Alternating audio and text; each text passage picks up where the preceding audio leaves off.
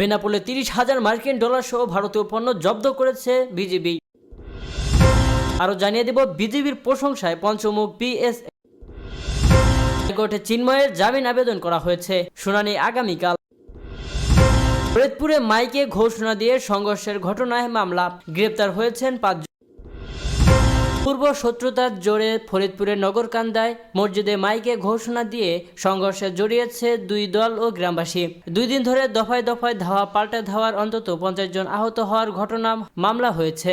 শনিবার বিকেলে মামলাটি করেন নগরকান্দা থানার উপপরিদর্শক ইরানুল ইসলাম। মামলায় 17 জনের নাম উল্লেখ করে এবং অজ্ঞাতনামা 500 থেকে 600 জনকে আসামি করা হয়েছে।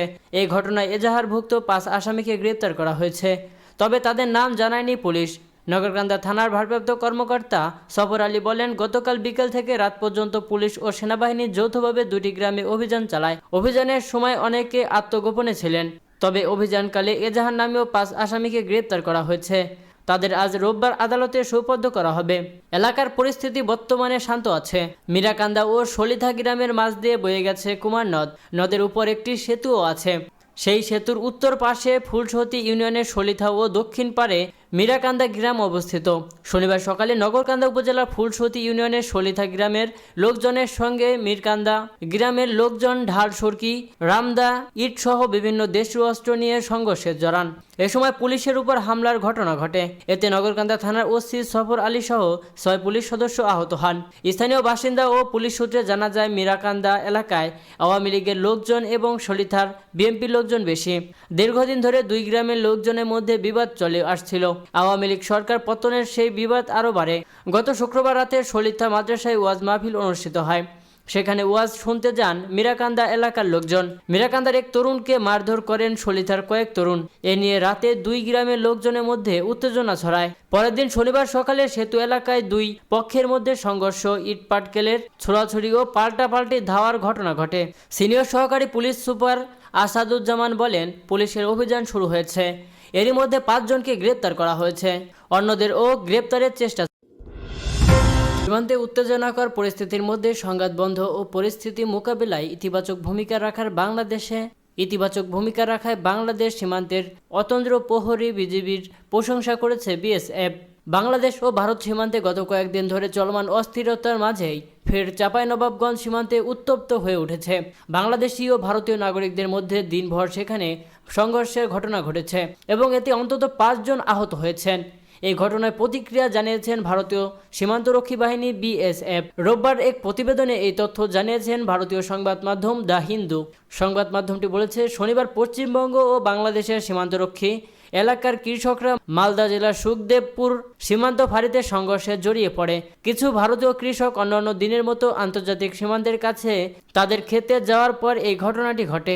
একই সীমান্ত ফাঁড়িতে কয়েকদিন আগে বর্ডার সিকিউরিটি ফোর্স এবং বর্ডার গার্ড বাংলাদেশের মধ্যে বিরোধ দেখা দিয়েছিল। বিএসএফের দক্ষিণবঙ্গ ফ্রন্টিয়ারের একটি প্রেস বিবৃতিতে বলা হয়েছে, ভারতীয় কৃষকরা সীমান্তের ওপারে খেতে কাজ করা বাংলাদেশিদের কৃষকদের বিরুদ্ধে ফসল চুরি করার অভিযোগ আনে, যার কারণে উভয় দেশের কৃষকদের মধ্যে তর্ক শুরু হয়। উভয় পক্ষের কৃষকরা ব্যাপক সংখ্যায় জড়ো হতে শুরু করলে এবং একে অপরকে গালিগালাজ ও পাথর ছুঁড়তে শুরু করার পর ঘটনাটি গুরুতর মোড় নেয়। ঘটনাটি জানাজানি হওয়ার পর বিএসএফ ও বিজিবি সদস্যরা ঘটনাস্থলে পৌঁছে পরিস্থিতি নিয়ন্ত্রণে আনেন। বেশ কিছুক্ষণ হট্টগোল চললেও কারো হতাহত হওয়ার খবর পাওয়া যায়নি। সংঘর্ষের ভিডিও স্থানীয় টেলিভিশন চ্যানেলগুলো প্রচার করেছে। বিএসএফ এর বিবৃতিতে বলা হয়েছে, বিএসএফ ভারতীয় কৃষকদের এই ধরনের বিরোধ থেকে দূরে থাকতে বলেছে এবং কোনো সমস্যা হলে বিএসএফকে জানাতে বলেছে। পরিস্থিতি নিয়ন্ত্রণে বিজিবিও ইতিবাচক ভূমিকা পালন করেছে এবং পরিস্থিতি অবনতি রোধে তাৎক্ষণিকভাবে নিজেদের এলাকায় প্রয়োজনীয় ব্যবস্থা নিয়েছে। বিবৃতিতে আরও বলা হয়েছে, সংশ্লিষ্ট এলাকার বিএসএফ ও বিজিবি ইউনিট কমান্ডাররাও নিজেদের মধ্যে আরও ভালো সমন্বয় গড়ে তোলার চেষ্টা করছেন। প্রসঙ্গত, বাংলাদেশ ও ভারত সীমান্তে গত কয়েকদিন ধরে চলমান অস্থিরতার মাঝেই শনিবার ফের চাঁপাইনবাবগঞ্জের কিরণগঞ্জ সীমান্তে দিনভর সংঘর্ষের ঘটনা ঘটে।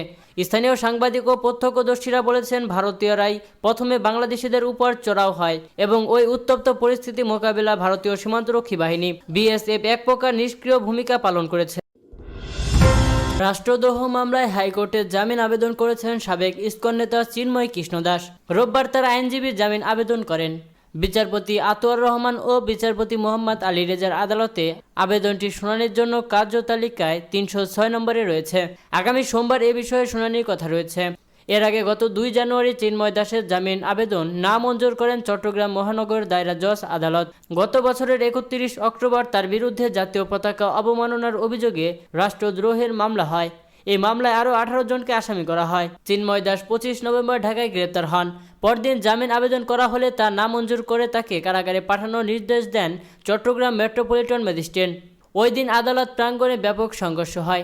এ সময় আদালত চত্বরে আইনজীবী সাইফুল ইসলামকে কুপিয়ে হত্যার ঘটনাও ঘটে। সর্বশেষ জানিয়ে দেব, আওয়ামী লীগ দুঃশাসনের যেন পুনরাবৃত্তি না হয় বলেছেন রিজভী। এতক্ষণ শুনছিলেন সংবাদ শিরোনাম, এবার বিস্তারিত।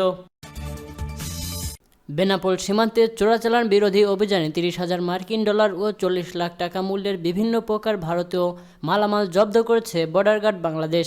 রবিবার যশোর ৪৯ বিজিবি ব্যাটালিয়নের কমান্ডিং অফিসার লে কর্নেল সাইফুল্লাহ সিদ্দিকী স্বাক্ষরিত এক সংবাদ বিজ্ঞপ্তিতে এ তথ্য জানানো হয়েছে।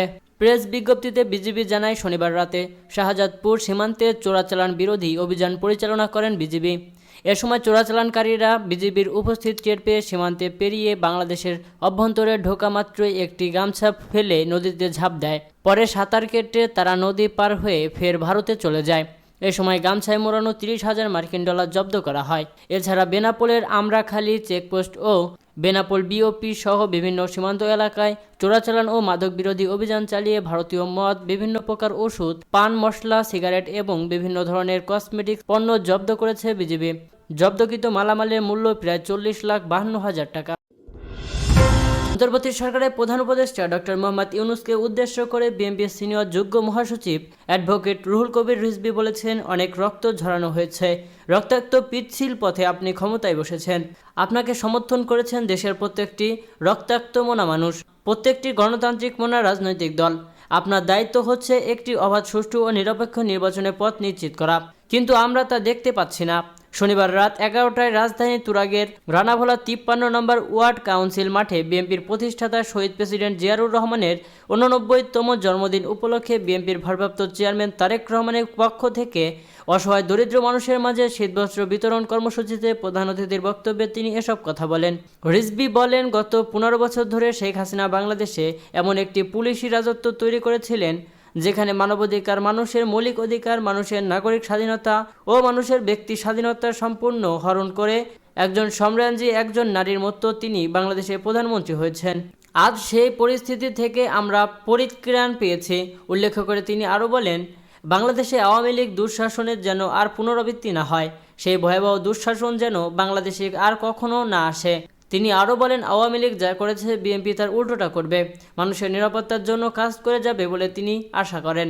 বিশেষ অতিথির বক্তব্যে ঢাকা মহানগর উত্তর বিএনপির সদস্য সচিব মোস্তফা জামান বলেন, গত ১৫ বছর ধরে আমরা যেভাবে নির্যাতিত হয়েছি, আমাদের লাখ লাখ নেতাকর্মী হামলা, মামলা ও নির্যাতনের শিকার হয়েছে। আমাদের অনেক ভাই ও বোনের গুম হয়েছে, খুন হয়েছে। গত ১৭ বছরে আমরা বহু লাশ দেখেছি।